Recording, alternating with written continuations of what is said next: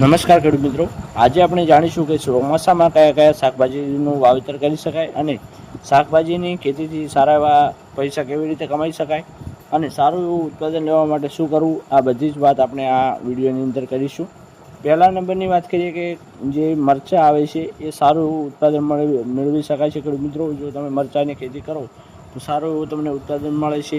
હવે એની વાત કરીએ તો તમારા મિત્રો જો રોપા લાવો તો એની અંદર ઘણી બધી વેરાયટીઓ આવે છે. એની વાત કરીએ તો અંકુર 342 કરીને એક સારામાં સારી વેરાયટી આવે છે. પછી બીજા એ વેરાયટીની વાત કરીએ તો એમાં મરચાં ચમકદાર હોય છે મિત્રો. પછી મધ્યમ તીખા હોય છે અને લાંબા થાય છે અને રોગ પ્રતિકારક શક્તિ સારી હોવાથી ઉત્પાદન સારામાં સારું ખેડૂત મિત્રો મળે છે. બીજી વેરાયટીની વાત કરીએ તો વૈશાલી, પછી જવાલા વગેરે જેવી વેરાયટીના મરચાંના રોપા મળે છે માર્કેટમાં. બીજી શાકભાજીની વાત કરીએ તો ખેડૂત મિત્રો રીંગણ, એના માટે વાત કરીએ તો માર્કેટમાં ઘણી બધી જ વેરાયટીના રોપા મળતા હોય છે. એમાં સારી વેરાયટીની વાત કરીએ તો ખેડૂત મિત્રો સૌથી સારામાં સારી વેરાયટી કહેવાય છે ચોકલેટી રીંગણ. પછી સુરતી રવૈયા અને મોરબી અને ગોળ રીંગણ પણ કહેવાય છે.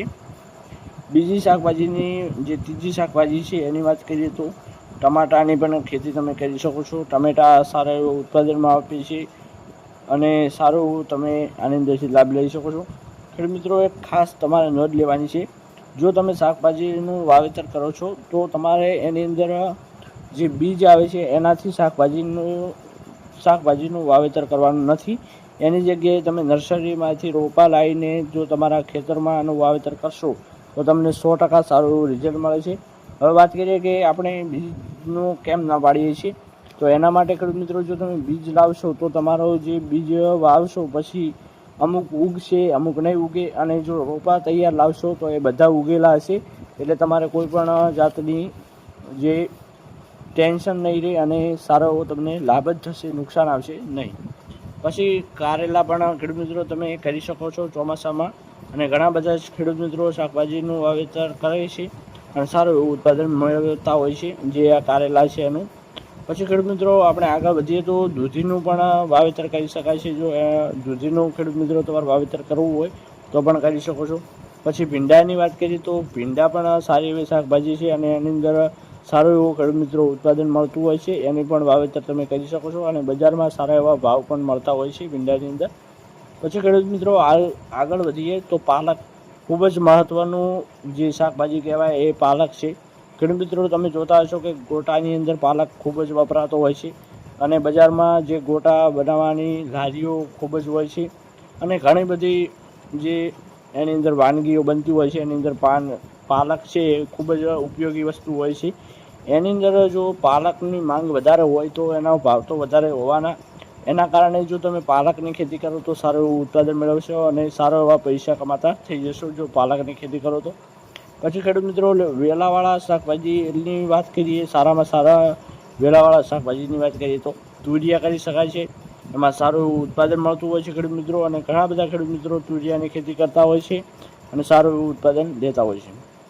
પછી ખેડૂત મિત્રો કાકડીમાં પણ તમે ખેતી કરીને સારું એવું ઉત્પાદન મેળવી શકો છો. કાકડી માટે જે વેલા હોય છે એની અંદર ઘણી બધી કાકડીઓ લાગી જતી હોય છે, અને જો તમે વેલાવાળા શાકભાજી કરતા હો તો ખેડૂત મિત્રો તમારે મંડપ બાંધવો પડે. એટલે કે જે કાકડી કે પછી તુરિયા કે એ ખેતી કરતા હો તો એ વેલાવાળા શાકભાજી ગણાય છે. એના માટે જો તમે મંડપ બાંધો, એટલે કે જે કાકડીના જે તોતણા છે ઉપર ચડે એવી વ્યવસ્થા કરો તો તમને સારું ઉત્પાદન મળે છે મિત્રો. પછી ખેડૂત મિત્રો ગિલોડી જેવા શાકભાજીના વાવેતર ચોમાસામાં થતા હોય છે અને સારું એવું ઉત્પાદન મેળવી શકાય છે. જો ખેડૂત મિત્રો આ વિડીયોમાં તમને જે પણ આ શાકભાજીની વાત કરી, જો આ 10 શાકભાજીમાંથી તમે જે પણ તમને સારી એવી શાકભાજી લાગે એનું વાવેતર કરી શકો છો અને સારું એવું ઉત્પાદન મેળવી શકો છો.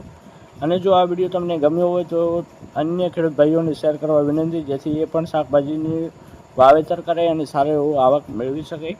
તો આજના વિડીયોમાં આટલું જ. અને જો તમે અમારી ચેનલ પર પહેલી વાર આવ્યા હો તો અમારી ચેનલ ગામડિયા ખેડૂતને સબસ્ક્રાઈબ કરજો, અને આવા જ અવનવા વિડીયો આપણી ચેનલ પર આવતા રહેશે. હવે મળીશું નવા વિડીયો સાથે. ત્યાર સુધી જય માતાજી.